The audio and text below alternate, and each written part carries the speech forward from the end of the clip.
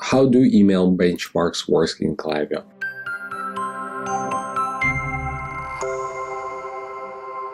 In this video, I would like to explain you the benchmarks inside of Klaviyo. First of all, I personally believe this is one of the greatest features they have, and it's very powerful. So how do you know if your emails perform good or bad? You can Google it, find some stats like, 25% open rate, 30% this, 2.5% click rate, and so forth. However, those are generic numbers. Maybe you're in some kind of weird industry that the same rules does not apply to you, and maybe your open rate is 50%, but that open rate for your industry is very low. So how do you know? So that's why Klaviyo benchmark is so powerful. If you go to Klaviyo account, if you go to analytics, and when you click on benchmarks, this information is priceless. So they comparing you two things. First, they are comparing you to same brands in your same industry, and second, to peer group. And how do they define peer group? As you can see, here's like how we choose your peer group, and you can read more and see what value they use. So you are able once a month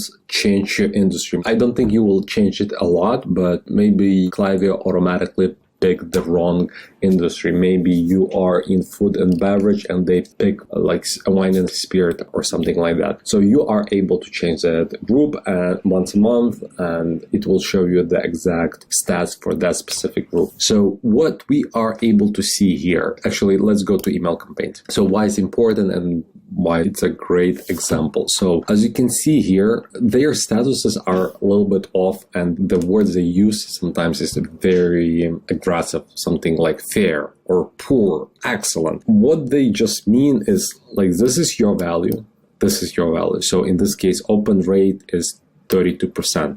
This is, what does it mean? It means that of the entire group, only 25% of the entire group has the open rate 14.4%. The medium, like 50% of the group, it's approximately 18, and 75% of the entire group is having this 22.7. So in this case, this brand performs better than 75 percentile. So if we do, let's say 13%, it will set poor, red mark, and say like, hey, you're doing a bad job. But basically those status is like, it's only giving you idea what's going on here by numbers. So what is our internal goal and what I would recommend to you? We all want to strive here to 25% percentile. However, if you, for example, lower than 25 percentile, you're like in that poor zone, first goal should be to get here, and the second goal would be to get there. When you are done with this, medium is good enough,